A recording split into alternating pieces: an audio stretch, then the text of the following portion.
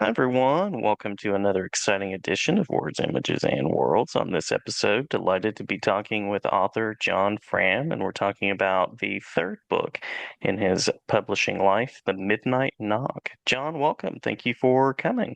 Thank you so much for having me. Absolutely, my pleasure. I know that we're going to be exploring some thriller, supernatural storytelling with the Midnight Knock, elements of horror, I should say, and curious about what led you to the written word initially. It's really interesting. I feel like a lot of writers have sort of a distinct moment where they're like, I want to do this or I can do this. For me, it just was always reflexive. It's funny. My mom tells this story of how, as soon as I could read, basically, I would start trying to tell stories. I'd like read a book and then try to rewrite it myself. I remember being like 6 or 7, and I had discovered Microsoft Paint, and I would paint these like really sort of stick figurey stories about usually like Sherlock Holmes or something.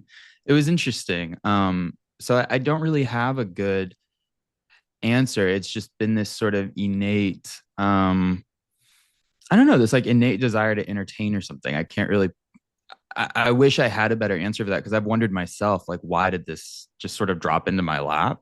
But it was just this kind of talent I always had. And then once I started to really pursue it, it was a long time to get my first publication. But then once that started to roll and you kind of get that vindication, you're like, I think I should just double down on this and see what happens, you know? Yeah, yeah, that part of that process of learning the craft, and then I imagine there's also some confidence that enters into that as well. It was interesting. I never doubted that I could do it per se. Like I always sort of had in my head from a pretty young age, like the feeling of what I want a novel to feel like. It may not be the best novel and it may not be the most there was a brief window where I thought I needed to be like a really ambitious literary novelist and like rewrite what the novel can be or whatever. And you realize you're just not, I wasn't that smart. I was like, I cannot make this work. I can't make this entertaining in the way somebody who's really brilliant can. So let me do something that I know works, which is like the thriller and the suspense and the horror format. And Hmm. once I kind of doubled down on that, like I said earlier, once I really committed to it, I just found that I could say so much in that context that I felt like hadn't been said yet.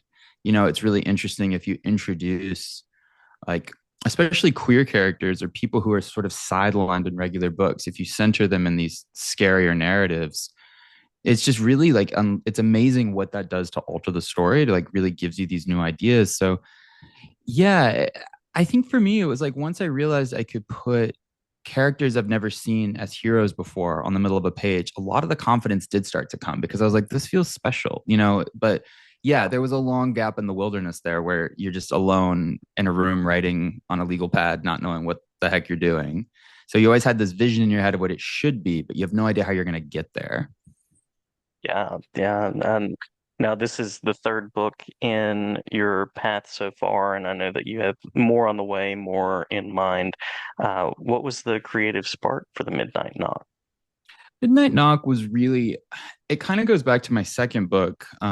So I wrote a book when I was really young. I wrote my first novel, The Brightlands, when I was 26, 27, like a really kind of early out the gate start. And, you talk about confidence. That gave me too much confidence because then suddenly I'm like, oh, I can just write whatever I want to write. I'm a genius. This is going to be great forever. And I spent 3 years writing a terrible book that didn't sell and had no good ideas. And you really have to come into these things with a deep sense of humility or else they're going to humble you like on their own. And uh it was a tough time. It was a tough stretch. I went completely broke, because the Brightlands was really cool in a way. Like I had a small auction for it. So I got a decent check out of that book.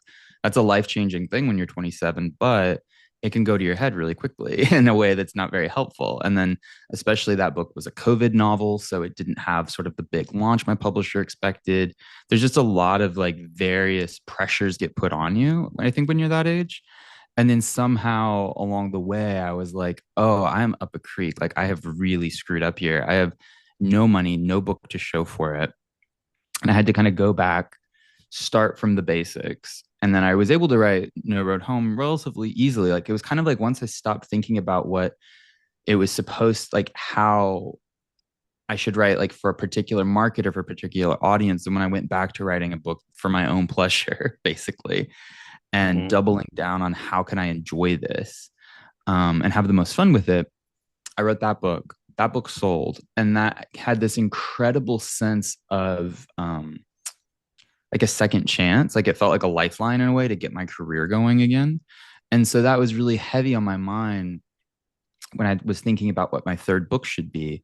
And I was really interested in second chances and trying, how you can go into a situation again with more knowledge, with a better understanding of what you're getting yourself into, which I definitely felt with my second book. And just with life in general, I turned 31, somewhere in there.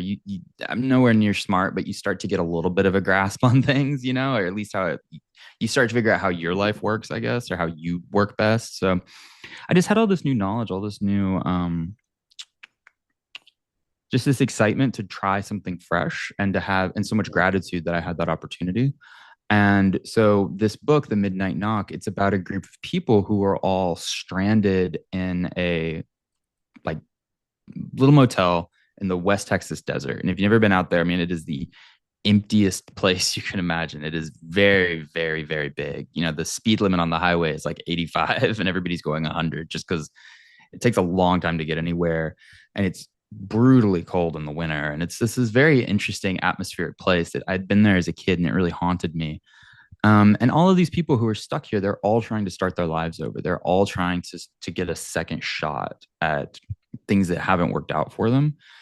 So I would say it's this combination of things. It's the idea of a second chance, along with some characters that I've just been sort of kicking around somewhere in my brain, like different dynamics, different images, different interests, I guess. Like I wanted to explore different sides of West Texas. I wanted to explore different sides of what starting over looks like, both for good and for bad.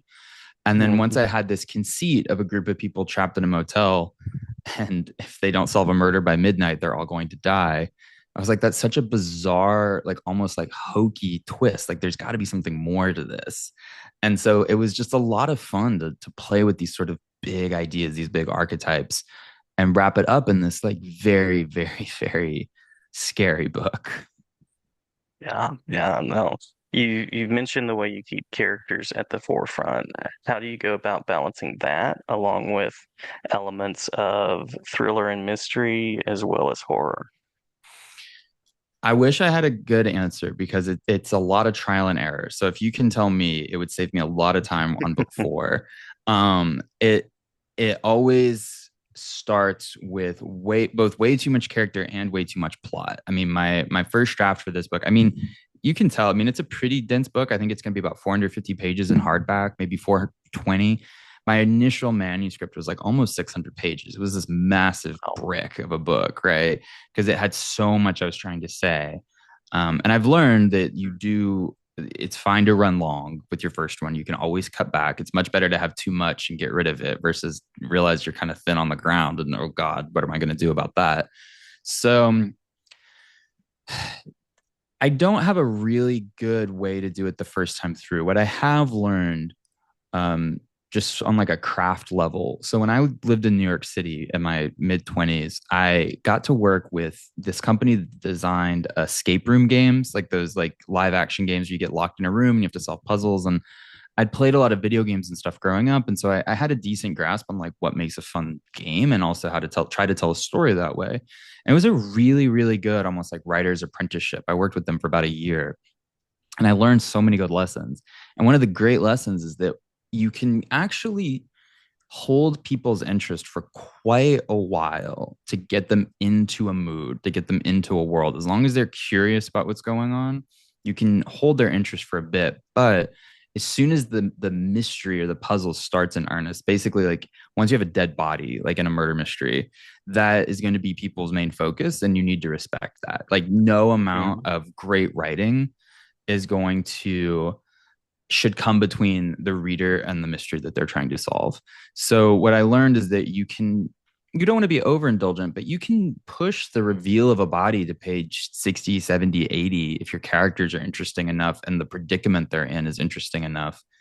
And that's where you need to get most of your setup done, because once you have that dead body on the ground, now everything is kind of going to be done on the hoof, so to speak. Like you're just going to be in motion and having to fill this in as you go. So lay your groundwork early and then let the plot take over, basically. Yeah, yeah, no.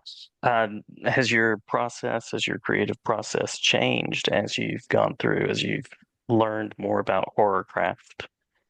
I think that yes, it definitely has.